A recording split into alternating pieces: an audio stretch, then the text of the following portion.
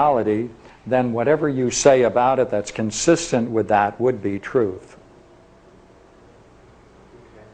Because the things that you're going to attribute it to it, if in fact your reasoning is sound, they will all be truths. Therefore, the truth of reality is what you can say about the nature of reality. Therefore, another way of putting it, which I think is even better, in the idea of truth is also not forgetting. See, if one has this experience of reality, it's impossible to forget it. Right? It's something not forgettable. Right? You can't forget it. You pass through the river of Lethe, right? There's no forgetting it. You can't forget it. The word truth in Greek aletheia means not forgetting. But another side to it is the idea of integrity. Right? Everyone wants to know whether or not this existence of ours has any reality, and what we mean by reality should be whether or not it's meaningful, whether there's some significance to it, whether it's worthwhile, whether we're here for some purpose, whether we can gaze upon, let us say, the experience of beauty in itself and see in that experience that life is worth living. We want to see whether life is worth living. You can only get that with the experience of ultimate reality. Therefore, the person who can say in that experience life is worthwhile because the existence of beauty and the experience of beauty itself, that's truth. That's truth. Why? Because it necessarily follows from the experience of beauty, the nature of reality being such as it is, you would be then making a truth. Therefore, reality and truth are always together. Let me go again. The things that you perceive directly from the experience of reality has to be what you can say is true. Those things that you can say about it which are true is that it is the source of all value. That's truth.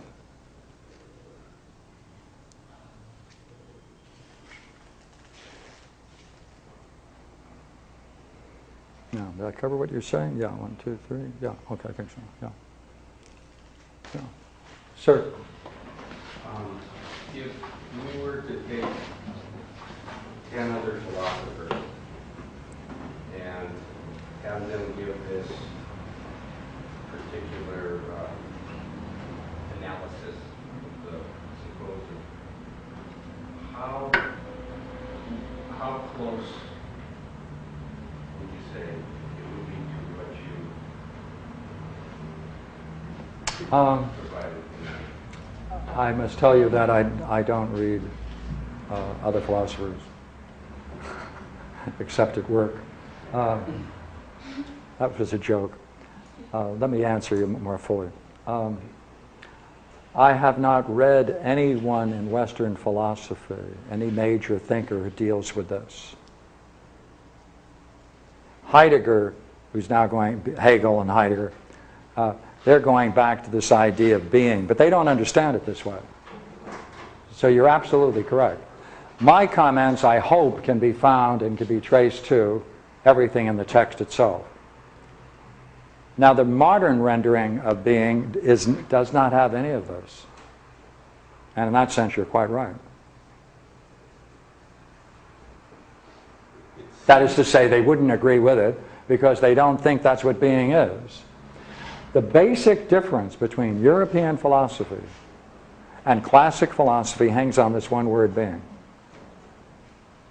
It's as if Europeans don't understand the nature of being in Platonic thought and the Platonic tradition. Now, this is not just the Symposium, it's the Republic. You can see the same thing, especially in Plotinus. You can see it in Porphyry. You can see it in Proclus. See it in Iamblichus. So this is representing a Platonic tradition. For some strange reason, and I want to assure you I haven't got the faintest idea why it's the case, Europeans do not deal with this. That is to say, modern philosophers do not deal with this. Pardon? I don't. How do moderns see it? They don't. But I mean, do they talk, they have Heidegger and talk about being? They talk about being in time. This is timeless by definition. This is out of time and space. Matter of fact, his great work is Being in Time. And Sartre as well. Talking about not a Western philosopher, but an Eastern philosopher, even though he doesn't, at least... Suwardi. I'm thinking of Rumi. Oh, Rumi. Oh, yes, Rumi is here. Himself as a Neo-Platonist. Oh, yes. But Oh, yes. his conception of being is Oh, yes. identical. Oh, yes, quite true. Yeah, yeah. Suwardi and Rumi, yes. Oh, yes. And it's also consistent with Hindu thought. Right. Yeah, yeah. Well, I mean, it's Lao Tzu about the one and the other. Lao Tzu, yeah, we'll put him in there too. Yeah, yeah, yeah. See, the question we're running around, the interesting question, is a question that's on the net, on the wide world, the web. And there's a Plato group on the net.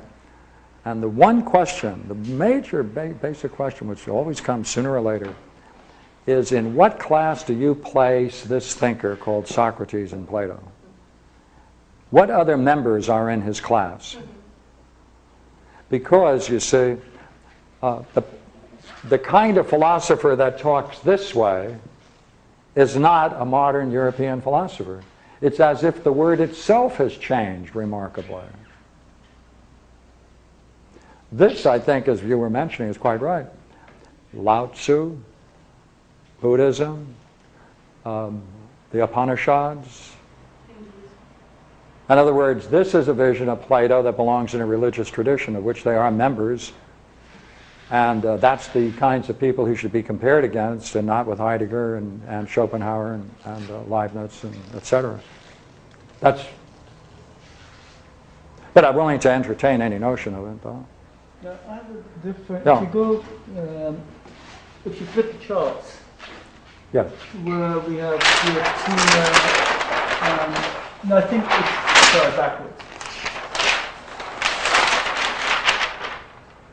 Yeah, we could. I think we could stop. No, the previous page. That's the first. Okay, in one of them, where we have the Diotima. Oh, yes. That beautiful picture of Diotima. Right. Okay. This is the definition of philosophical midwifery. Yes. Oh, yes. The language is all midwifery. Begetting, helping beget, bringing to birth, care, nurturing, growth. Yes. Oh, yes. And Socrates calls himself. Right. That's a function of the teacher and the student, and we have the child, and that's a function of philosophy. Yes. Oh, yes. Yes. Yes. That's perhaps why the modern movement in philosophical counseling may promise to be a return to the ancients sooner or later. Yes. Is Plato saying that the ultimate reality is beauty? The ultimate reality, no, ultimate reality when experienced, in that the experience is beautiful. But he doesn't say what the ultimate reality is. Being. Okay, right. So the effect it has on you is, wow! You know? Wow, that's magnificent, you know? Hey, by the way, what was it you experienced? I don't know, it had these qualities. What qualities? Well, there's no end to it? No up and down? Fantastic in respect to no differences anywhere? It's beyond all space and time? Put all those words together, you say, oh, I know what you mean, being.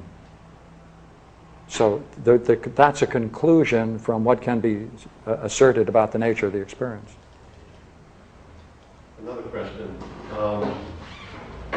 You haven't said much about love this evening, although the symposium has to do with the nature of love. Where does that fit